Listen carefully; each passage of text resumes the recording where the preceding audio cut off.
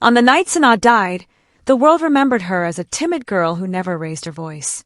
She was the quiet daughter in the corner of every family gathering, the obedient child who accepted every insult with lowered eyes, and the forgotten fiancé whose kindness was mistaken for weakness.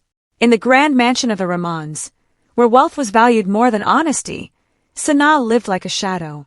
Though she was the true daughter of the family, everyone adored Meher, the elegant and confident girl who had taken Sanaa's place years ago through a cruel lie. Meher was introduced to the world as the Rahmans' precious heiress, while Sanaa, the real blood of the family, was treated like an outsider.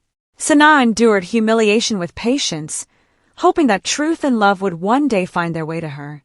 But truth came too late, and love came with betrayal. When Sanaa discovered the evidence proving that Meher was an imposter, she gathered the courage she had hidden her whole life. Her hands trembled as she held the papers, but for the first time, her heart believed that justice was possible. She went to the family she had loved silently for years, expecting shock, perhaps even regret. Instead, she found denial. Meher cried beautifully, accusing Sanaa of jealousy. The family, blinded by years of affection for the wrong daughter, believed the tears they had grown attached to rather than the truth standing before them. Sanaa's father looked at her with anger instead of understanding. Her mother called her ungrateful. The man she was promised to, Aram, stood beside Meher and said nothing at all. His silence wounded Sanaa more deeply than any insult. Broken beyond words, Sanaa left the mansion that night in the rain. The streets were cold, but colder still was the emptiness in her heart.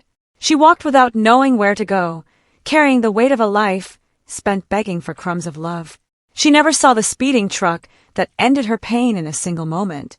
As darkness closed around her, Sanaa's final tears were not for her own death, but for the life she had never truly lived.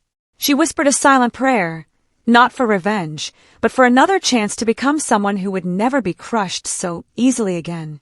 When Sanaa opened her eyes, she was lying in her old bedroom in the Rahman mansion. Morning sunlight poured through the curtains. For a moment, she believed heaven had taken pity on her, but then she saw the calendar beside her bed. It was a date from 3 years earlier, the day Meher had first arrived in the family. Her breath caught in her throat as memories rushed back like a storm. She was alive, and time had turned back. The weak girl who died in the rain had returned to the moment everything began. At first, Sanaa thought it was a dream, but the voices in the hallway were real. She heard her mother speaking gently to Meher, welcoming her into the house as an orphaned relative who needed care. Sanaa remembered that day clearly. She had smiled at Meher, offering friendship, unaware that the girl would steal her identity and destroy her future. But this time Sanaa did not smile. She sat on the edge of her bed, her hands steady. The pain of betrayal had not disappeared, but it had changed into something stronger, clarity. Sanaa knew she could not fight the past with tears. She began by changing herself. Instead of shrinking into silence, she listened carefully, observed every word, and learned the hidden truths in her household.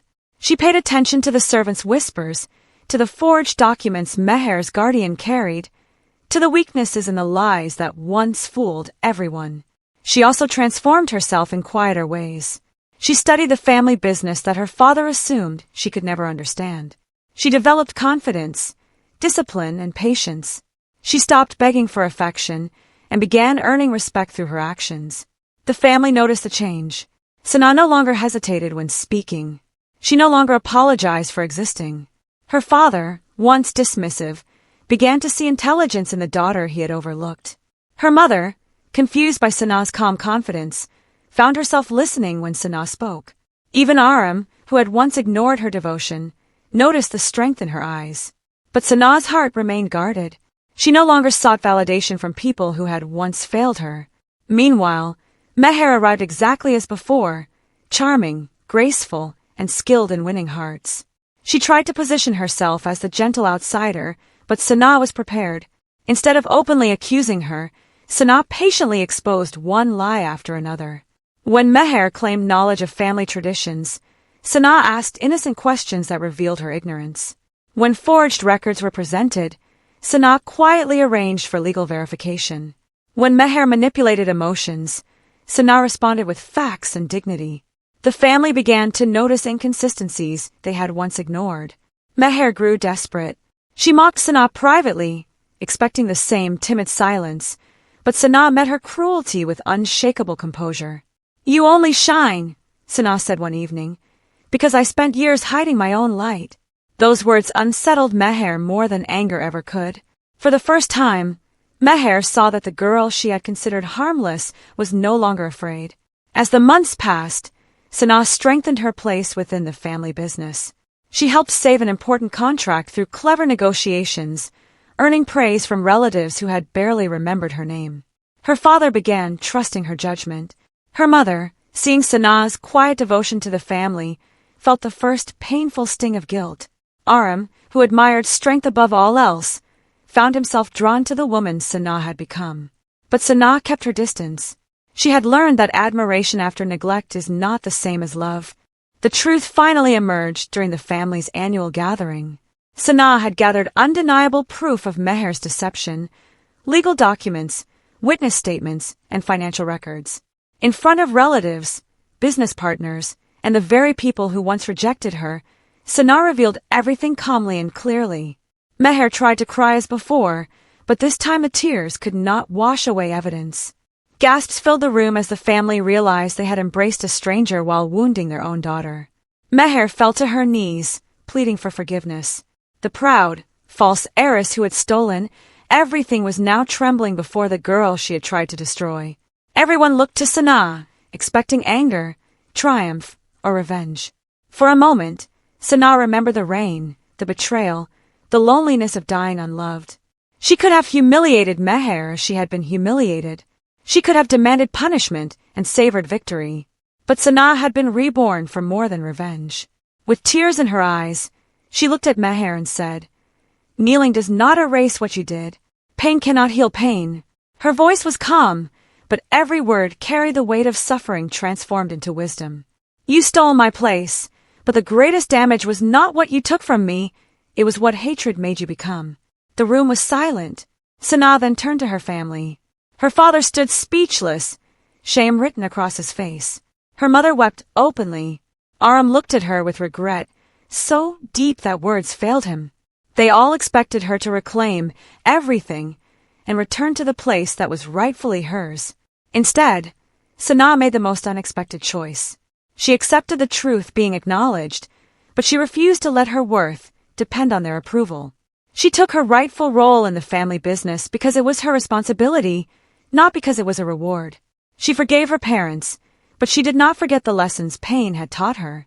And when Aram confessed that he had fallen in love with the strength and grace she now carried, Sanaa gently refused him.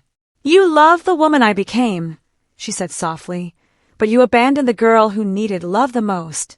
My heart deserves better than delayed affection." Months later, Sanaa built a foundation for girls abandoned by families and society. She used the wealth that once symbolized her suffering to create hope for others. She became known not as a victimized daughter of a wealthy family, but as a woman of dignity, compassion, and courage. Her parents, humbled by their mistakes, supported her work and slowly rebuilt a respectful relationship with her. As for Meher, she was given a chance to rebuild her life honestly, far from the lies that had defined her. Years passed, and Sanaa met a man named Hamza, a humble teacher who admired her kindness long before learning of her family's wealth. He spoke to her with respect, listened to her dreams, and valued her heart rather than her status. For the first time, Sanaa experienced a love that did not need to be earned through suffering. Their marriage was simple, built on mutual respect and trust. In Hamza's presence, Sanaa understood that true love does not arrive with grand promises, but with quiet consistency. On the day Sanaa returned to the Reborn mansion as an honored guest for a family celebration, the same halls that had once witnessed her pain now echoed with warmth. Her parents greeted her with pride, not possession. Relatives admired her not for inheritance, but for character. As she walked through the grand doors, she saw Meher serving quietly among the guests, no longer adorned in false privilege. Their eyes met, and Meher lowered her gaze in shame. Sanaa approached her, placed a gentle hand on her shoulder, and said, "Live truthfully now. That will be your redemption." In that moment, the last shadow of the past dissolved. Sanaa's journey taught everyone around her that the strongest people are not those who seek revenge, but those who rise above cruelty without losing compassion. She had returned to life with every reason to become bitter, yet she chose dignity. She had every opportunity to make others suffer, yet she chose mercy.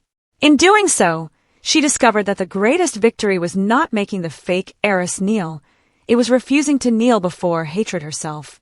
And that became the lesson people remembered. That kindness is not weakness, patience is not surrender, and a gentle heart can become stronger than any force that tries to break it. Sanaa's rebirth was not merely a second chance to correct the past. It was a chance to prove that true power lies in grace. For in the end, the people who hurt her were defeated not by revenge, but by the unshakable strength of the love and dignity they could never destroy.